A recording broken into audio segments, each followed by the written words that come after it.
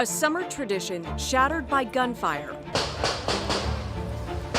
Right now on KIRO 7 tonight, police say the deadly shooting at the Bite of Seattle was gang-related. I thought it was fireworks. I was just waiting for a bullet to hit me or my mom. A 15-year-old suspect now in custody, a second suspected shooter dead, and detectives still searching for a third gunman. We're fighting to get these kids back in line and for our community to be safe again. Questions tonight about security, surveillance cameras, and why so many teenagers have access to guns. If it's just one life that is saved from this, we did our job. As the community mourns, KIRO 7 is digging deeper into what happened and what comes next. And that is where we start tonight. Thank you for joining us at 11. I'm Elle Thomas. The community mourning gathering for a sunset vigil this evening as law enforcement continue to look for answers and a suspect.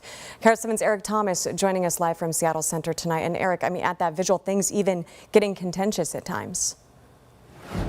Yes, you could feel the grief and the anger as this community continues to process what happened yesterday, and you can still see what's left behind after the Candlelight vigil, including some flowers for those who were lost. As local activists, they came together to condemn the incident yesterday.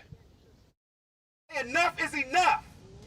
Enough is enough. An emotional and at times tense scene at Seattle Center tonight as local organizers and city officials, including Seattle Mayor Katie Wilson, as you said, the solution is all of us here together, and Police Chief Sean Barnes were on hand.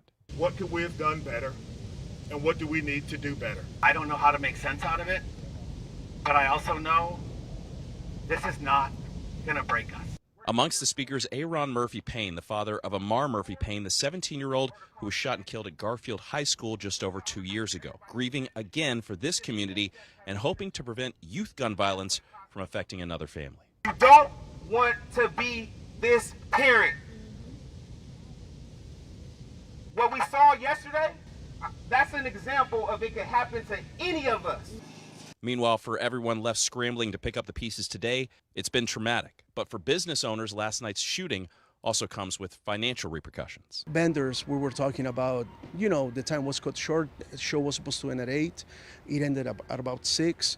For us vendors that we invest time and money to come out here, it's a lot of time. But when we think about what happened and the fact that we're safe and what those families are going through, that just didn't matter anymore. Ramirez, who's from Los Angeles and owns a family-run business, says he was about 50 feet away when the shooting started. All he saw was the stampede of people, but luckily was able to grab his dad and pull him to safety as they packed up their trailer today, heading to Portland next. And as we bring you back out here live, one thing that leaders stressed at tonight's vigil, continued collaboration, especially with at-risk youth, saying even with safeguards in place, people have to continue to work together to make the most out of the community resources available and pull together, especially in times like these. Live in Seattle, Eric Thomas, KIRO 7 News. And hearing from Amar's father, wow, just a lot of strength and hurt there, Eric. Thank you. Now, today we did learn the identities of the 3 people killed in this shooting. 19-year-old Junior C. Nico Simo died from multiple gunshot wounds. Investigators believe he was shooting at another person along with a 15-year-old suspect who's in custody. 44-year-old Carlos Israel Sanchez Villalba died from a gunshot wound to the torso, and 56-year-old Ashley Whitehead died from a gunshot wound to the pelvis. She passed at the hospital.